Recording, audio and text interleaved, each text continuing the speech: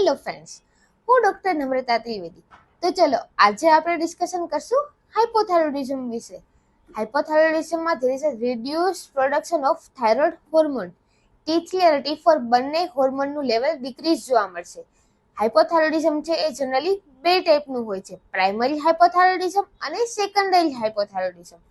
Primary હાઇપોથાઇરોઇડિઝમ છે એ 99% લોકોમાં જોવા મળે છે. પ્રાઇમરી હાઇપોથાઇરોઇડિઝમમાં થાઇરોઇડ ગ્લેન્ડમાં કંઈક ડિસ્ટર્બન્સીસ આવ્યું છે કે જેના લીધે T3 અને T4 ના પ્રોડક્શનમાં ઘટાડો જોવા મળે છે, જ્યારે 1% લોકોમાં સેકન્ડરી હાઇપોથાઇરોઇડિઝમ જોવા મળે છે કે જેમાં TSH નું લેવલ લો હોય કે જેના લીધે સેકન્ડરી હાઇપોથાઇરોઇડિઝમ જોવા મળે છે. તો ચલો હવે આપણે જોઈએ સિમ્ટમ્સ વિશે. હાઇપોથાઇરોઇડિઝમના લક્ષણો શું શું હોય છે? હાઇપોથાઇરોઇડિઝમમાં મેટાબોલિક રેટ ડિક્રીઝ હોય છે, જ્યારે હાઇપરથાઇરોઇડિઝમમાં મેટાબોલિક રેટ ઇન્ક્રીઝ જોવા મળે છે.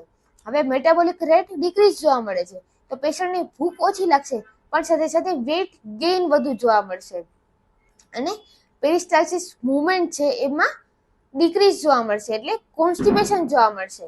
અને બીજું એક ઇમ્પોર્ટન્ટ સિમ્ટમ છે ગ્લાયકોસ એમિનોગ્લાયકન્સ નામનું જે પ્રોટીન છે એ બોડીમાં અલગ અલગ જગ્યાએ ડિપોઝિશન થાય છે હાઇપોથાઇરોઇડિઝમમાં. હવે સ્કિનમાં છે એ મેક્ઝોએડિમાની કન્ડિશન જોવા મળશે, એટલે કે સ્કિન એકદમ ડ્રાય, પેલ, સાથે સ્વેટ ગ્લેન્ડ અને સેબેસિયસ ગ્લેન્ડનું પ્રોડક્શન ડિક્રીઝ થશે, એટલે કે સ્કિન એકદમ ડ્રાય, રફ જોવા મળશે. હવે જે ગ્લાયકોસ એમિનોગ્લાયકન્સ નામનું પ્રોટીન છે એ લેરિંગ્સમાં ડિપોઝિટ થશે, તો એના લીધે હોર્સનેસ ઓફ વોઇસ જોવા મળશે, એટલે કે અવાજ એકદમ ભારે થઈ જશે અને રફ થઈ જશે. સ્કિનમાં અને બીજા કોઈ પણ બોડી પાર્ટમાં અને સ્કાલ્પમાં જે હેર હશે એકદમ ડ્રાય, રફ અને હેરફોલ જોવા મળશે. ફિમેલમાં છે એ એનઓવ્યુલેટરી મેન્સ્ટ્રુઅલ સાયકલ જોવા મળશે, સાથે સાથે મેન્સ્ટ્રુઅલ સાયકલની ઇરેગ્યુલરિટી જોવા મળશે. તો હવે જોઈએ ઇન્વેસ્ટિગેશન વિશે.